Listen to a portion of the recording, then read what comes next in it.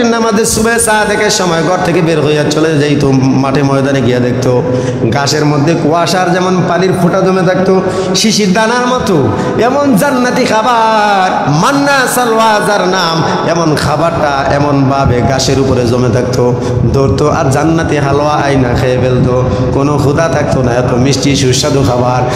আল্লাহ বলেন লা আনতুম আশাদ্দু রাহবাতান ফি সুদুরিহিম মিনাল্লাহ, আল্লাহ বলেন তোমাদেরকে আমি আল্লাহ থেকে এরা বেশি ভয় করে। যালিকা বিআন্নাহুম কওমুন লা ইয়াফকাহুন, এরা এমন জাতি যাদের সঠিক কোনো জ্ঞান নাই, যাদের সঠিক কোনো আকল নাই, যাদের সঠিক কোনো চিন্তা ভাবনা বিবেক বলতে নাই। আল্লাহ তাআলা বলেন লা তাজিদান্না আশাদ্দান নাসি আযাবা লিল্লাযীনা আমানুল ইয়াহুদা ওয়াল্লাযীনা আশরাকু, আল্লাহ তাআলা বলেন ঈমানদারের দল, দুনিয়ার জমিনে তোমরা যদি সব থেকে বেশি কোনো শত্রু পাও, সব থেকে বেশি যদি কোনো দুশমনকে পাও, তারা হলো ইহুদি। আমানুল ইয়াহুদা লা তাজিদান্না আশাদ্দান নাস, মানব জাতির মধ্যে তোমাদের সব থেকে বড় দুশমনের নাম হলো ইয়াহুদ। কারা? আমানুল ইয়াহুদা, ইমানদার তোমাদের সব থেকে বড় দুশমনের নাম হলো ইয়াহুদ। ওয়াল্লাযীনা আশরাকু, এরপর যারা মুশরিক তারা হলো তোমাদের দ্বিতীয় দুশমন। তাহলে আল্লাহ তাআলা নিজেই ঘোষণা দিয়েছেন আমাদের সব থেকে বড় দুশমন কারা, আর ইহুদিদের সব থেকে বড় দুশমন কারা? ইহুদিদের সব থেকে বড় ভয়ের জিনিস কি? মুসলমান। এরা শুরু থেকেই ষড়যন্ত্র আর কুটচাল আর বেয়াদবি করেই এদের সৃষ্টি হয়েছে। কারণ এদের নবীর সংখ্যা হলো লাখের উপরে, এদের নবীর সংখ্যা লাখের উপরে, 90,000 তো মারছে এরা। যেই জাতি নবী মারে ওই জাতি অন্য মুসলমানরা মারবে না তো কি করবে? কথা কন। আল্লাহ বলেন জুরিবাত আলাইহিমুল যিল্লাতু ওয়াল মাসকানা, তাদের উপর লানত এবং তাদের কোনো ঘরবাড়ি থাকবে না, তারা অভিশপ্ত, তাদের কোনো আশ্রয় থাকবে না, এটা আমি আল্লাহর ওয়াদা। কারণ ইহুদিদের কিন্তু এখনো পর্যন্ত বৈধভাবে রাষ্ট্র ইসরায়েল না, ঠিকই না? আল্লাহ বলেন আমার লানত, আমার নবীদের লানত, গোটা মানব জাতির লানত, যে জাতির উপর ওই জাতির নাম হলো ইহুদি। এদের কোনো ঘর বাড়ি থাকবে না, এদের কোনো আশ্রয় থাকবে না, এরা দুনিয়ার বুকে আশ্রয়হীনভাবে, ঘর বাড়িহীন, আবাসহীনভাবে ঘোরাফেরা করবে। ইয়ারা জারজের মতো অবৈধভাবে ঘোরাফেরা করবে। ইতিহাস যদি তালাশ করে দেখেন 1948 সালে অবৈধভাবে কিন্তু এরা ইসরায়েলে আসছে, ভিখারির মতো হয়ে কাপড় ছাড়া ইসরায়েলে আসছে। এর আগ পর্যন্ত ওরা এক দেশ থেকে আরেক দেশ, এক দেশ থেকে আরেক দেশ, সব দেশ থেকে এদের বিতাড়িত করা হয়েছে। ইটালি, ফ্রান্স থেকেও বিতাড়িত করা হয়েছে, ইউরোপ থেকে বিতাড়িত করা হইল, এমনকি লাস্ট মুহূর্তে আইসা জার্মানির হিটলার এদেরকে প্রায় 60 লাখের মতো এদেরকে এক জায়গায় নিয়ে মাইরা লাইছে। যাও কিছু বেঁচে ছিল কয়েকজন ইহুদি রেখে দিয়েছিল। এই ইহুদিরা শেষ পর্যন্ত বিভিন্ন জায়গায় ছড়ায় ছিটায় যায়। ইংল্যান্ড, ব্রিটেন, আমেরিকা এদের জায়গায় আশ্রয় নেয়। সর্বশেষ আমেরিকা আর ব্রিটেনের সহযোগিতায় এরা আশ্রয় নেয় ইসরায়েলে। ইসরায়েলের ভূমি এটা ফিলিস্তিনিদের ভূমি। কাদের? পবিত্র ভূমি, যেই জায়গায় লাখো নবী আগমন করছেন, এখনো পর্যন্ত শুয়ে আছেন, যেই নবীরা এখনো পর্যন্ত পবিত্র ভূমির মধ্যে শুয়ে রয়েছেন। একটা কথা মনে রাখবেন, এই মসজিদে আকসা কিয়ামত পর্যন্ত কোনো জাতি ধ্বংস করবে না, বিশেষ করে ইহুদিরা কোনোদিন এটা ধ্বংস করবে না। কারণ ওরা এটারে পৈতৃক সম্পত্তি মনে করে, সম্মানের পাত্র। মুসলমান হয়তো মারবে, কিন্তু বাইতুল মুকাদ্দাস কোনোদিন এরা হামলা করে ধ্বংস করবে না। এরা আরো যত্ন করে রাখার জন্য দখল করে নিছে।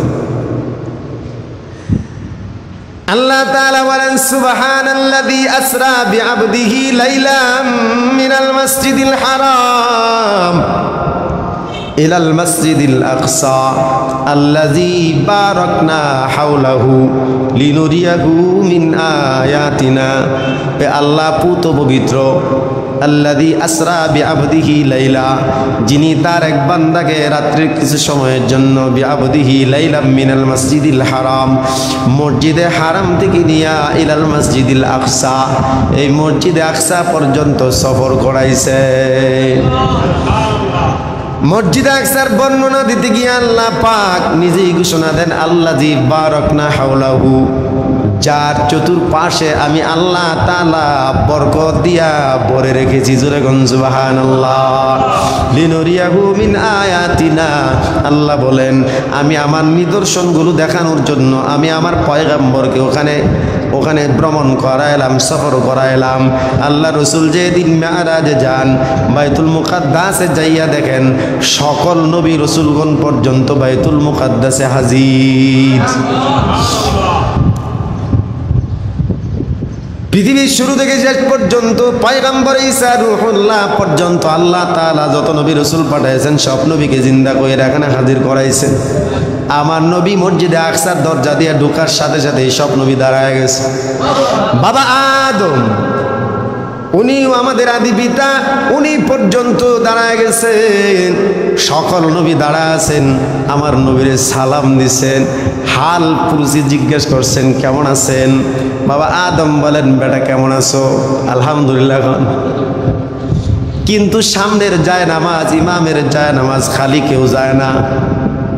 আল্লাহ তাআলার বাণী জিবরাইল আমিন বলে দেন পয়গম্বর 2 রাকাত নফল নামাজ পড়ার জন্য আল্লাহ তাআলা আদেশ করছেন, কারণ আপনি হলেন ইমামুল মুরসালিন, আপনি হলেন ইমামুন নবিয়্যিন।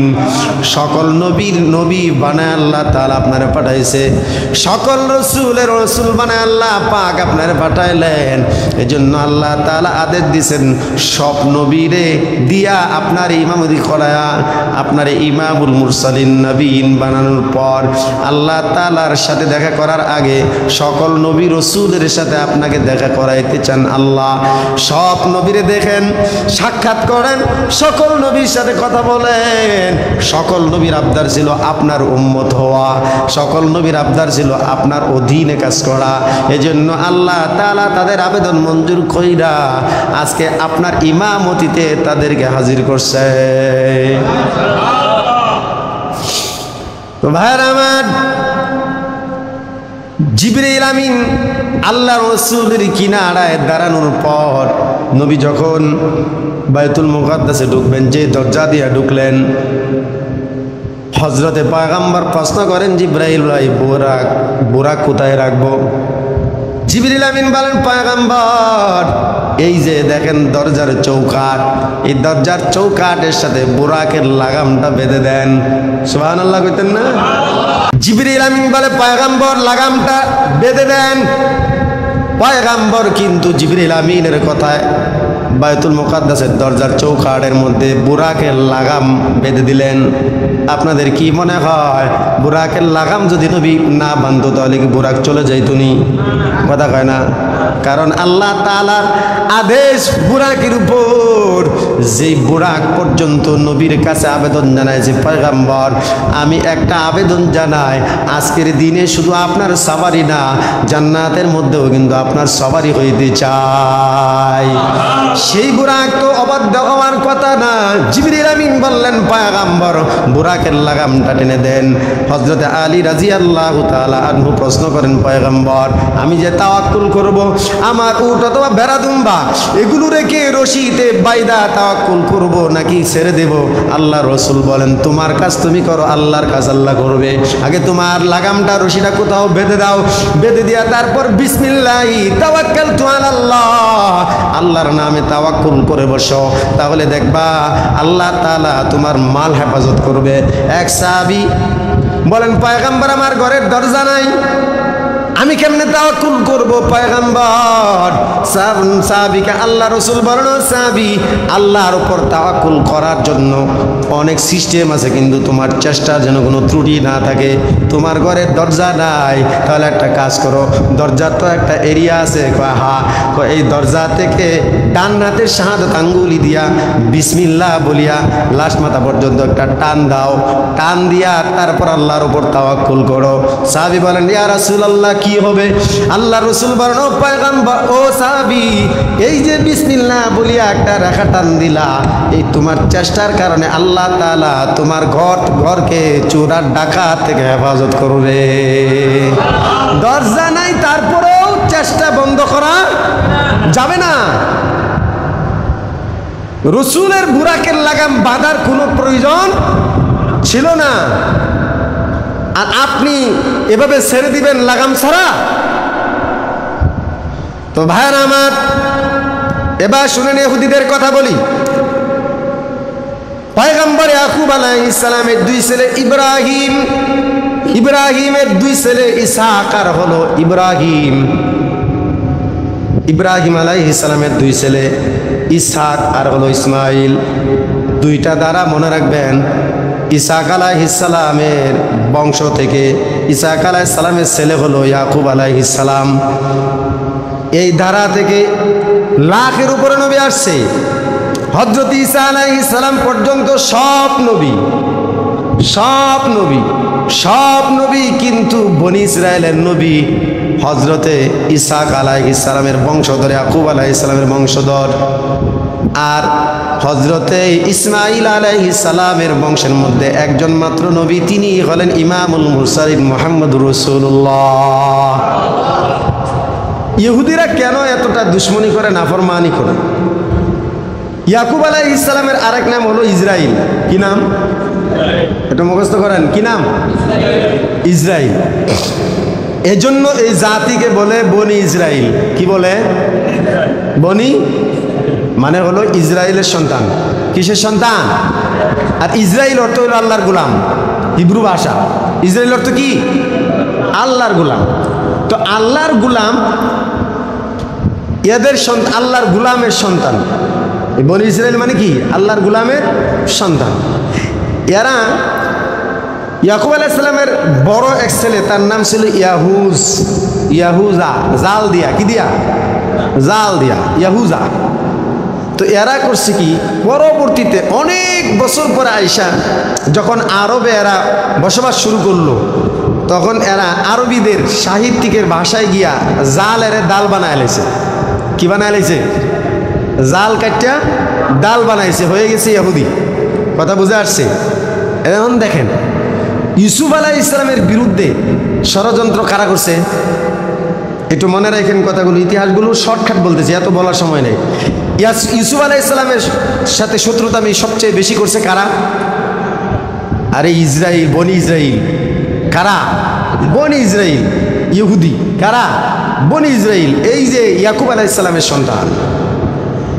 এরপর আসেন, মুসা আলাইহিস সালামের সাথে বেয়াদবি করছে কারা? এরা।